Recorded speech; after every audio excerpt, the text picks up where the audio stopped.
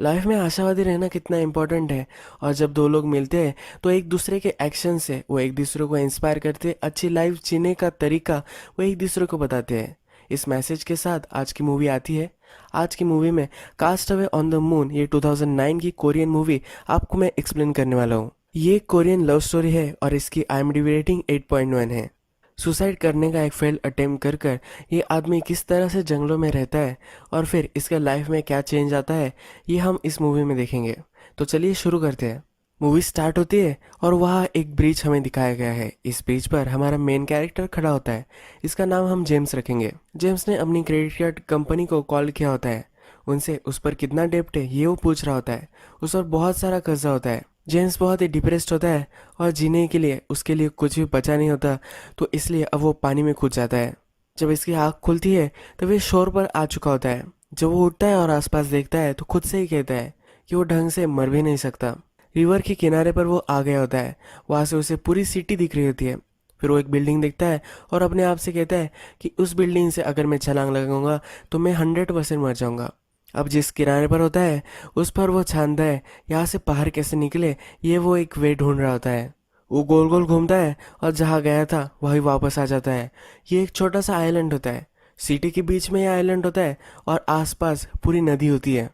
नदी पार कर कर अगर उसे सिटी में जाना होगा तो ये ज़्यादा डिस्टेंस नहीं है, पर जेम्स को तैरना नहीं आता। अब इसे प्रॉब्लम है तो रात में वही सो जाता है। जब सुबह होती है तो एक बोट उसे दिखती है। उसे वो हाथ देने लग जाता है। एक टूरिस्ट बोट होती है तो टूरिस्ट को लगता है कि ये मुझे वेव कर रहा है, तो वो भी वेव कर देता है। ये बोट फिर आगे चली जाती है। जेम्स फिर एक काठी लेता है और किनारे की सैंड होती है उस पर लिखता है कि हेल्प। ये उसे बहुत स्टूपिड लगता है क्योंकि वो सिटी के मिडल में ही होता है। ये कास्ट अवे मूवी की तरह होता है, तो उसने ये देखी होती है तो इसे अमेजिंग लगता है। अब वो डिसाइड करता है कि वो किसी को कॉल करेगा और उनसे हेल्प मांगेगा। वो पुलिस को कॉल करता है। पुलिस को बताता है कि मैं सिटी के बीच में एक डेजर्टेड आइलैंड में हूँ। ये सुनकर पुलिस को बिलीव नहीं होता क्योंकि ये इसकी लोकेशन नहीं बता पाता। पुलिस फिर फ़ोन रख देती है। नेक्स्ट कॉल ये फिर अपनी गर्लफ्रेंड को कहती है। नेक्स्ट कॉल फिर अपने गर्लफ्रेंड को ये करता है। उसकी गर्लफ्रेंड कहती है कि मैं और तुम्हारा जो भी सब रिलेशनशिप थी अब सब कुछ ख़त्म हो चुकी है, तुम्हें भी मुझे अब छोड़ देना चाहिए, मुझे प्लीज़ फिर से कॉल मत करना। ये कहकर इसका कॉल वो काट देती है। जेम्स को कोई फ्रेंड नहीं होती, उसकी कुछ फैमिली नहीं होती, वो किसी और को कॉल भी नहीं कर सकता। फिर उसे एक टेली मार्केटर का कॉल आता है। ये उसे कुछ सेल करना चाहते हैं। ये उसे बताना चाहता है कि मैं एक आइलैंड पर हूँ, वहाँ पर मुझे हेल्प की ज़रूरत है, पर टेली मार्केटर्स किसी की भी नहीं सुनते और उसको ये ऑफ़र बता ही दे रहे होते हैं। ये बताते बताते फ़ोन की बैटरी अब ख़त्म हो जाती है। अब जेम्स के पास कुछ ऑप्शन नहीं रहा तो तैरने की कोशिश करता है। वो अपने आप से कहता है कि वो एक कर सकता है, मोटिवेट अपने आप को करता है और पानी में कूद जाता है। जब वो डूबने लग जाता है तब उसे फ्लैशबैक आने लग जाते हैं।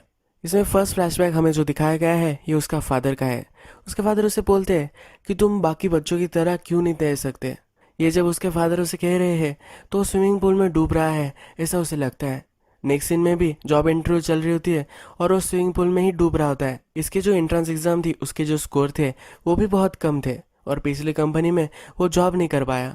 नेक्स्ट सीन में फिर उसकी गर्लफ्रेंड हमें दिखती है। वो उसे बोल कर जाती है कि तुम्हारे लाइफ में सब कुछ गलत था, पर इसका गुस्सा तुम मुझ पर निकाल रहे थे, ये सही नहीं था, इसलिए वो चली गई थी। अब लास्ट चीज़ जो आती है वो लोन्स की होती है। ये गाना गा रहे होते हैं और अब ये डूबता चला जा रहा है ऐसा उसे लगता है। इस सीन का इस मूवी के लिए बहुत ही ज़्यादा सिग्निफिकेंस है। उसके फादर जो थे इसे हमेशा कुछ लड़कों से कंपेयर करते रहते थे। वो पढ़ाई में भी उतना अच्छा नहीं था, फिर भी उसे जॉब करना पड़ा और इसमें वो डूबता चला गया। उसके लाइफ में किसी ने भी उसे एक्सेप्ट नहीं किया था। वो जैसा था वैसा किसी ने भी उसे नहीं देखा था और ये अपने आप को भी ये बता नहीं पाया कि किस चीज़ में वो सही है, किस चीज़ में वो गलत है। जब वो रिलेशनशिप में गया तो इमोशनल सपोर्ट अपनी गर्लफ्रेंड से वो उतना अच्छे से नहीं रह पाया, इसलिए उसकी गर्लफ्रेंड भी उसे छोड़कर चली गई। जब वो फाइनेंशियल प्रॉब्लम्स में आया तब उसने लोन ले लिया। इस लोन के प्रॉब्लम ने उसकी लाइफ तबाह करने में एक लास्ट ट्रैक दे दी। अब हमें फिर से जेम्स किनारे पर आ गया है ये दिखता है। वो जंगल में आता है, अपने टाई को बांध देता है और इससे वो सुसाइड करने वाला होता है। जब वो ये सुसाइड कर रहा होता है तो सिविल डिफेंस कॉर्प ये पूरी सिटी को पॉज कर देते हैं। किसी को हिलने का अलाउड नहीं होता। ये एक सिक्योरिटी ड्रिल होती है। एक साल में ये 2 बार करते हैं। जेम्स एक इम्पल्स में होता है और सुसाइड करने वाला होता है, पर इसके अलार्म से वो अपना माइंड चेंज कर देता है। वो कहता है कि मुझे सुसाइड करनी है, मैं कभी भी कर सकता हूँ। इसे फिर टॉयलेट आती है और टॉयलेट करने के लिए वो चला जाता है। वह उसे एक ब्यूटीफुल फूल दिखता है। जब वो छोटा था तो ये फूल खाता था। इसे अब भूख भी बहुत सारी लगी है तो इस फूल को टेस्ट करता है। वो कहता है कि बहुत दिन गुजर गए इसे खाते हुए, ये इतना स्वीट है कि मुझे रोना आ सकता है। और सचमुच में ये रोने भी लग जाता है। इसे पानी की प्यास लगती है तो नदी का ही पानी पी लेता है। अब बहुत ही भूख लगी होती है तो वहाँ मशरूम उसे दिखते हैं। ये जो मशरूम है पॉइजनस हो सकते हैं। वो अपने आप से कहता है कि मुझे मरना है, ये खाकर भी मैं मर सकता हूँ। ये वो खा लेता है पर ये कोई पॉइजनस वगैरह नहीं होते। थोड़ी देर बाद वो अपने लिए आग बनाना चाहता है तो लकड़ी को घिसता है। टॉम हैंक्स की कास्ट अवे मूवी में दिखाया गया था कि वो लकड़ी को घिसता है और आग जनरेट करता है, पर ये कर नहीं पाता। वो कहता है कि ये सब झूठ है। फिर वो एक सिगरेट जलाता है और उसके पास अब लाइटर भी है, ये भी हमें दिखता है। वो सिर्फ टाइम पास करने के लिए कर रहा होता है। अपना वॉलेट फिर वो दिखता है, उसमें जो भी सब कार्ड्स वगैरह होते हैं वो सब वो फेंक देता है। उसे अब इन सब चीज़ों की ज़रूरत नहीं है। उसे जो भी खाने को मिले वो खा रहा है, नदी का पानी पी रहा है। उसे अपने आप को वार्म रखने के लिए फायर भी है। अब उसे वर्ल्ड से कुछ भी नहीं चाहिए तो शोर के पास वो आता है और वर्ल्ड को फिंगर देता है। इस आइलैंड पर एक डक के शेप की एक खराब हुई हुई बोट होती है। इस बोट को खींचते खींचते एक जगह पर वो लेकर आता है। फिर वो हमसे कहता है कि मैंने बहुत सालों तक मेरा हाउस बाय करने की कोशिश की थी पर मैं कभी कर नहीं पाया। आज मैं इस डक को अपना हाउस बना रहा हूँ। अब जेम्स को अपनी बॉडी के लिए प्रोटीन की भी ज़रूरत है तो इसलिए फिश पकड़ने की कोशिश करता है पर यह भी कर नहीं पाता। इस आइलैंड पर स्वान्स होते हैं, इसको मारने की कोशिश करता है पर वो भाग जाते हैं। फिर मशरूम खाकर ही उसे गुजारा करना पड़ता है। एक स्टिक लेकर फिश को पकड़ना चाहता है पर यह स्टिक उसके पैर में ही घुस जाती है।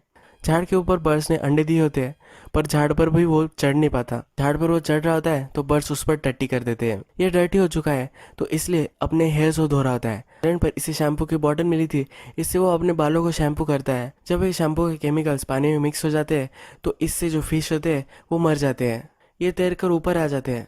फिर ये फिश को लेता है और अब इसकी पार्टी करता है। फिश के जो लेफ्टर होते हैं तो कुछ कबूतर ये खाते हैं।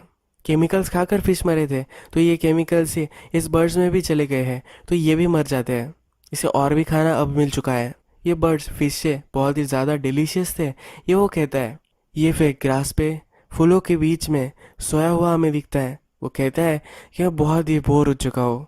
इतना ज़्यादा बोर्डम बहुत ही अच्छा है। यह अब बहुत ही पीसफुल महसूस करता है। अब नेक्स्ट सीन आता है और इस मूवी का एक नया कैरेक्टर हमें इंट्रोड्यूस हुआ है। एक लड़की है, इसका नाम हम रोज़ रखेंगे। हमें फिर इसका रूम दिखता है। ये जो रूम होता है बहुत ही गंदा होता है और बहुत सारी चीज़ें यहाँ पड़ी हुई होती है। वो जो खाती है वो भी यहाँ पड़ा होता है। उसके कपड़े वगैरह सब कुछ गार्पेज यही पड़ा होता है इसके ही रूम में। फिर ये हमें एक कंप्यूटर स्क्रीन पर दिखाई गई है। ये हमसे कहती है कि इंटरनेट पर मैं कुछ भी बन सकती हूँ। उसकी एक वेबसाइट होती है जिस पर वो ब्लॉगिंग टाइप अपने इमेजेस डालती है। वह कॉमिक्स पर अपने काम करती है। इसका कहने का मतलब होता है ये हमेशा इंटरनेट से अलग अलग फ़ोटोज़ निकालती है और फोटोशॉप कर कर अपनी इमेज पर वो लगा देती है। अपनी साइट पर वो अपलोड कर देती है। वो कहती है कि मुझे जो भी अच्छा लगता है वो मैं कर सकती हूँ। मुझे अगर पर्स अच्छी लगी तो मेरे लाइफ में इसे डाल सकती हूँ। ये सब ऑनलाइन ही है पर फिर भी इसे सेटिस्फैक्शन देता है। हम जब इसे नज़दीक से देखते हैं तो इसके फोरहेड पर जला हुआ निशान होता है। इसके साथ कुछ हादसा हुआ था और उसके बाद से वो इस रूम से गई ही नहीं है। इसकी मदर घर से बाहर जाती है तो उसे कहकर जाती है कि उसने उसके लिए बहुत सारा खाना बनाया है। ये उसकी मदर से, इसकी फैमिली से भी बात नहीं करती। इसकी मदर जब चली जाती है तो खाना वो ले लेती है। ये फिर हमें कहती है कि 3 साल हो गए फिर भी मैं मेरे रूम से बाहर नहीं गई। उसका शेड्यूल फिर वो हमें कहती है। वो कहती है कि मैं उठती हूँ और फिर मैं स्टेप्स लेती हूँ। उसके पास एक वॉकिंग मशीन होती है जिस पर वो अपने हेल्थ का ख्याल रखती है। वो फिर ब्रेकफास्ट करती है और इसके बाद फिर से चलती है। वो अपने कंप्यूटर में काम करती है। काम करने के बाद फिर से स्पेसिफाइड पैक्ड जो फूड होते हैं उसमें से ही खाना खाती है। इसके बाद फिर से एक्सरसाइज करती है और रात में भी एक्सरसाइज कर कर ही सोती है। रात में इसे एक हॉबी होती है जिससे वो तारे देखती है। उसे मून बहुत ही पसंद आता है क्योंकि वो अकेला होता है। जिस तरह से ये अकेली है इसी तरह से मून भी अकेला है। वो कहती है कि मून पर अगर कोई होगा तो कभी अकेला नहीं होगा क्योंकि वहाँ कोई और लोग ही नहीं है। ये फिर हमें एक टीवी देखते हुए दिखती है और कहती है कि मैं रात में सोने से पहले हिप्नोटाइज होकर सोती हूँ। इस टीवी में एक वीडियो लगाती है और फिर वो सो जाती है। हमने पहले देखा था कि सिविल डिफेंस कॉर्प्स जो होता है वो पूरी सिटी को फ्रीज कर देता है। उसी तरह से आज भी ये सिटी फ्रीज हो चुकी है तो रोज़ को ये सिटी देखना अच्छा लगता है। ये साल में 2 बार आता है तो अपनी खिड़की को खोल लेती है और सिटी को देखती है। ऐसे उसे देखना पसंद नहीं आता क्योंकि बहुत सारे लोग वहाँ होते हैं। अब वहाँ कोई भी लोग स्ट्रीट पर नहीं दिखते और वो सिटी को पीसफुली देख सकती है। वो विश करती है कि इसी तरह से पूरा वर्ल्ड फ्रीज हो जाए। जब वो सिटी को देख रही होती है तो जेम्स जिस आइलैंड पर रह रहा है इसको भी ये देखती है। जेम्स जब सुसाइड कर रहा था ये वही पल है, तो इसे वो देख लेती है। इससे वो डर जाती है और अपने कैमरे से दूर हो जाती है। रात में जब वो सोने की ट्राई करती है वो सो नहीं पाती है। उसने जो देखा है उसे भूल नहीं पाती। रात में वो फिर से आइलैंड में देखती है और जेम्स को ढूंढती है। इस बार जेम्स वर्ल्ड को फिंगर दे रहा होता है। रोज कहती है कि यह अलग ही प्राणी है। इसे यह बहुत ही अम्यूजिंग लगता है। जेम्स जो भी करता है तो इसकी वो फोटो निकालती रहती है, उसे हमेशा देखती रहती है। जेम्स जो भी प्रोग्रेस कर रहा होता है तो ये सब वो हर रोज देखती है। फिर से हमें जेम्स दिखाया गया है और आइलैंड पर जो भी चीज़ें मिलती है इससे वो एक गोल्फ की बैट और बॉल बना लेता है। इससे वो खेल रहा होता है तभी उसे एक बड़ी शिप दिखती है। अगर इस शिप को जेम्स दिख गया तो उसे हेल्प करने के लिए आ सकते हैं और उसे ये नहीं चाहिए। उसकी जो लाइफ है ये यहाँ बहुत ही पीसफुल है और अब यहाँ से उसे नहीं जाना, इसलिए अब इस शिप से वो छुप जाता है। जंगल में चलते चलते उसे एक रैपर दिखता है। ये एक ब्लैक बीन नूडल्स का होता है। ये उसे ओपन करता है पर उसमें नूडल्स नहीं होती, तो उसे एक उसके मसाले का पैक मिल जाता है। इसके कवर पर नूडल्स की इमेज होती है। इस कवर को जब देखता है तब उसका अब मन करने लग जाता है कि ये नूडल्स उसे खाने हैं। वो हमसे कहता है कि एक नूडल्स के पैक ने मुझे लालसा में डाल दिया है। ये इससे अपसेस्ड हो जाता है। ये जो पैक होता है इसको सूंघता है, जब सोता भी है तो इसके ही सपने उसे आते हैं। अब उसे लगता है कि इस आइलैंड पे भी वो नूडल्स बना सकता है। उसके आसपास जो भी सब प्लांट्स होते हैं उनमें से वो ग्रेन्स वगैरह निकालता है और इससे वो ट्राई करता है, पर वो कर नहीं पाता। जब वो रात होती है तो रिग्रेट करता है। वो सोचता है कितनी बार लाइफ में मुझे ये नूडल्स खाने को मिला था, पर मैं हर बार ना कह देता था। छोटा होता है, उसकी माँ उसे खिलाती है, फिर भी वो ना कहता है। अपने फ्रेंड के साथ वो बाहर जाता है, तभी वो अलग फ्लेवर के नूडल्स लेता है। हमारी लाइफ को किस तरह से हम ग्रांटेड लेते हैं इसका ये बेस्ट एग्जाम्पल है। जो चीज़ हमारे सामने होती इसका इम्पोर्टेंस हमें कभी भी नहीं होता। अब वो हार जाता है और जो मसाले का पैकेट था उसे वो देखता है। वो सोचता है कि अगर वो इसे खा ले तो इसकी क्रेविंग मिट सकती है, पर वो अपने आप को रोक लेता है। वो जब सोया होता है तब उसे कबूतर की आवाज़ आती है। उसे फिर आइडिया लगती है। वो कहता है कि ये जो कबूतर है ये सीड्स वगैरह ही खाते हैं और ये इसको डाइजेस्ट नहीं कर पाते। कबूतर की जो भी सब टट्टी होती है तो इसमें उसे बहुत सारे सीड्स मिल सकते हैं। इसे अब वो स्क्रैप करने लग जाता है। इसे स्क्रैप अपने क्रेडिट कार्ड से करता है। इसे वो स्क्रैप अपने क्रेडिट कार्ड से करता है। वो कहता है कि इस तरह से क्रेडिट कार्ड ने मुझे हेल्प की। अब वो इस सब टट्टी को गैदर कर लेता है और इसकी फार्मिंग करने वाला होता है। ये अब सोचने लग जाता है कि कहाँ वो फार्म कर सकता है। एक आइडियल जगह और ढूंढने लग जाता है। उसे लैंड फिर मिल जाती है और फिर उसे लगता है कि हमें फर्टिलाइज़र की भी ज़रूरत पड़ेगी। वो जो पुप करता है इससे वो फर्टिलाइजर्स की तरह यूज़ कर सकता है। वो कहता है कि मैं वो कहता है कि मुझे अब हेल्दी खाना पड़ेगा, इससे मैं बहुत सारा फर्टिलाइज़र रेडी कर सकता हूँ। वो जब ये फील्ड रेडी कर रहा होता है तो वहाँ से उसे बहुत सारे पत्थर उठाने पड़ते हैं। इसमें उसे बहुत ही मेहनत लगती है। वो कहता है कि जुरासिक पार्क में मस्कीटो से उसने डायनासोर बनाया था, उसके चांसेस ज़्यादा थे। वो डिमोटिवेट फील करता है पर वो हार नहीं मानने वाला होता। वो कहता है कि मेरे पास बहुत सारा टाइम है, मैं और भी क्या करूँगा।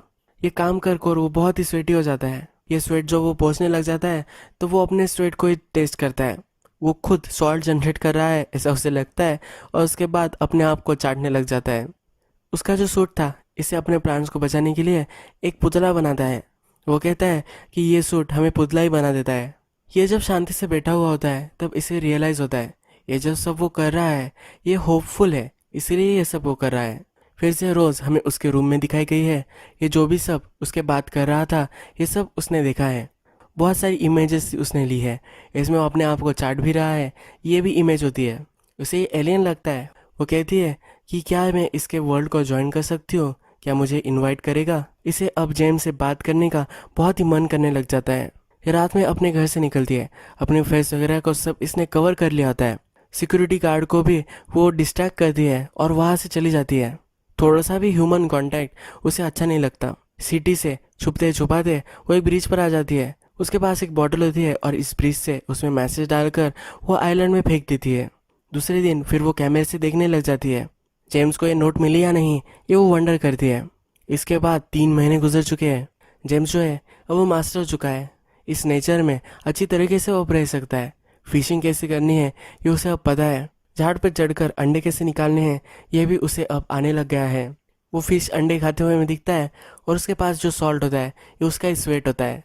ये स्वेट इस बॉटल में वो भर के रखता है और इस बॉटल को वो छिड़कता है जब भी उसे सॉल्ट की ज़रूरत होती है। 3 महीने गुजर गए हैं और जब वो फील्ड में आता है तब उसे एक छोटा सा क्रॉप दिखता है। इसे देखकर बहुत ही खुशी होती है और इसे अब उसे प्रोटेक्ट करना है, इसलिए टूटे हुए कांच की बॉटल्स वगैरह वो ढूंढने लग जाता है। जब वो जंगल में घूमता है तब रोज़ का उसे मैसेज मिलता है। इसमें हेलो लिखा होता है। फिर वो रिवर के शोर तक आता है और जिस पर उसने हेलो लिखा था वो वंडर करता है कि ये कौन होगा। अपने सूट से वो पुतला बना होता है, उससे वो बातें करता है। वो कहता है कि मुझे कोई देख रहा है, ये कौन हो सकता है, ये वो वंडर करता है। वो शोर पर एक स्टिक से मैसेज लिखता है। उस पर लिखता है कि तुम कैसी हो। रोज़ जो होती है 3 महीने तक इस मैसेज का वेट कर रही होती है। जब उसे मैसेज मिलता है तो बहुत ही खुश हो जाती है। फिर से वो बिल्डिंग से निकलती है और फिर से उसे मैसेज देने के लिए चली जाती है। जब वो मैसेज देकर घर आ रही होती है तब उसे एक प्लांट दिखता है। इस पर बहुत ही ब्यूटीफुल फूल होते हैं। इसे देखकर उसे बहुत ही पीसफुल महसूस होता है। उसे नींद की हमेशा प्रॉब्लम आती है पर अब ये फूल देखकर उसे नींद आने लग जाती है। नेचुरल स्लीप वो आज लेगी। जेम्स को उसका मैसेज मिलता है। उस पर लिखा होता है फाइन थैंक यू और आप कैसे हो। जेम्स भी उसे फाइन थैंक यू लिखता है। जेम्स को फ्रेंड मिल चुका है तो उसे बहुत ही अच्छा लगता है। वो इंग्लिश बोलती है तो ये कोई भी हो सकता है। जेम्स जब वंडर कर रहा होता है तब उसे एक प्लांट में कॉर्न का प्लांट उग गया है ये दिखता है। ये बहुत ही खुश हो जाता है। उसे कॉर्न मिल चुके हैं और इससे वो नूडल्स बना सकता है। रोज़ को पता है कि जेम्स को क्या चाहिए। उसे नूडल्स खाने होते हैं तो इसलिए एक डिलीवरी बॉय को कॉल करती है। उसे उस आइलैंड पर जाकर वो डिलीवरी देने के लिए बोलती है। उसे इस आइलैंड तक पहुंचने में बहुत ही दिक्कत होती है। फिर वो पहुंच जाता है। जेम्स छुपा होता है, उसके पास वो चला जाता है। उसे कहता है कि एक औरत ने तुम्हारे लिए दिया है 3 डिफरेंट फ्लेवर्स के नूडल्स रोज़ ने उसके लिए भेजे होते हैं। जब ये डिलीवरी बॉय जाने लग जाता है तब जेम्स उसे रोक लेता है। उसे कुछ कहता है और ये डिलीवरी बॉय फिर वहाँ से चला जाता है। ये डिलीवरी बॉय फिर से रोज़ के पास आ जाता है। हमें पता है कि रोज़ किसी के लिए भी दरवाज़ा नहीं खोलती। वो फिर जाने लग जाता है। रोज़ फिर उसे रोक लेती है। उसे कहती है कि क्या उसने कुछ बोला। ये डिलीवरी बॉय कहता है कि उसने मुझे कहा कि ये जो नूडल्स है ये उसका होप है, ये उसकी आशा है। उसे नूडल्स खाने हैं, इसी आशा पर वो जी रहा है। ये फिर नूडल्स का पार्सल रोज़ ले लेती है। उसे बहुत ही टेस्टी अब लगता है। वो कहती है कि इसमें होप की टेस्ट है। उसे भी अपनी लाइफ में अब बेटर करना होता है। उसे भी होप पर जीना होता है। अब वो दरवाज़ा खोलती है। अपनी मदर को कहती है कि मुझे कुछ सीड प्लांट करने हैं। कुंडिया वगैरह वो बुलवाती है और अपने रूम में ये प्लांट करने लग जाती है। वो फिर जेम्स को और एक मैसेज लिखती है। उसने जो भी किया था इसके लिए वो सॉरी कहती है। जेम्स किनारे पर एक ड्राइंग निकालता है जिससे वो शार्क से बच रहा है ऐसा वो डिपिक्ट करता है। बहुत समय तक वो तैर रहा है ऐसा वो प्रिटेंड करता है। उसे पता नहीं रोज़ कब देखेगी, इसी वजह से उसे बहुत टाइम तक ये करना पड़ता है। अब ज़रा टाइम गुजर चुका है और उसने जो कॉर्न ग्रो किया था अब उसके पास बहुत सारे आ चुके हैं। अब वो अपने लिए नूडल्स बना सकता है। कॉर्न वो निकालता है, इसे वो डो बनाता है, इसे कट करता है और बॉईल कर कर इससे वो नूडल्स बना लेता है। अपना मसाले का जो पैकेट था इसे वो इसमें डाल देता है। ये जब वो टेस्ट करता है तो वो रोने लग जाता है। उसने जो भी सब डिसाइड किया था अब उसने पा लिया है। रोज़ भी ये देखकर खुश होती है, उसे कॉन्ग्रेचुलेशंस करती है। रोज़ जो होती है वो एक छोटे से कंपार्टमेंट में सोती है। जब रात होती है तब उसे ये छोटा पड़ने लग गया है। वो बाहर आती है और बाहर आकर सोती है। एवरीडे जेम्स के एफर्ट्स देखकर अब रोज़ भी कुछ अच्छा करने के लिए इंस्पायर हो चुकी है।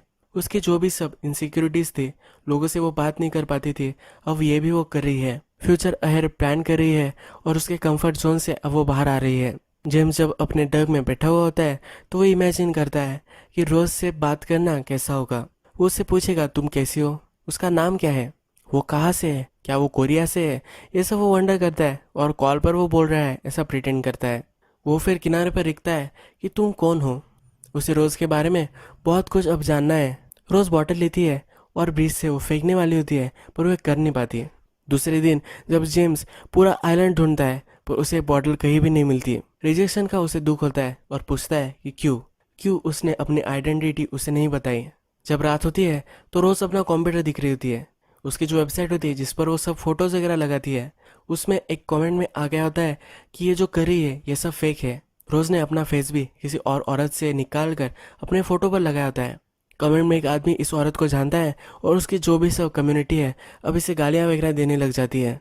रोज़ हमें फिर से डिप्रेस्ड होकर जिस जगह पर वो सो रही थी वहाँ सोई हुई दिखती है। फिर हमें तूफान आया हुआ दिखता है। इस तूफान में जेम्स का जो डक होता है वो भी रिवर में चला जाता है। उसे वो पकड़ कर रखने की बहुत ही कोशिश करता है पर वो कर नहीं पाता। जेम्स के सब जो कॉस्ट वगैरह थे वो सब अब मिट चुके हैं। वो फिर अपने आप से कहता है ये बहुत ही कम था जो मैं पूछ रहा था, पर नेचर उसे ये भी दे नहीं रहा है, ऐसा उसे लगता है। वो फिर शोर में रोज के लिए लिखता है कि भाड़ में जाओ। थोड़ी देर में वहाँ ऑफिसर्स आते हैं। ये जो आइलैंड है इसको साफ करने के लिए वो वहाँ आए हुए होते हैं। जेम्स फिर वहाँ से भागने लग जाता है।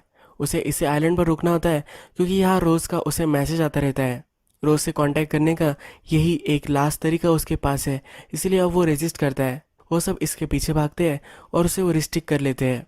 उसे फिर वो बोर्ड में लेकर जा रहे होते हैं तो रोज ये देखती है। रोज जहाँ से उसे देखती है ये सिटी के दूसरे पार होता है। रोज को हमेशा से जेम्स से मिलना था और इसके लिए अब वो नंगे पाँव अपनी बिल्डिंग से नीचे उतर जाती है।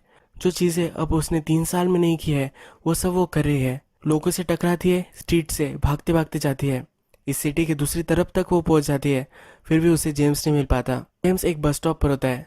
उसे एक बस लेने के लिए आती है और इस बस में वो चढ़ जाता है।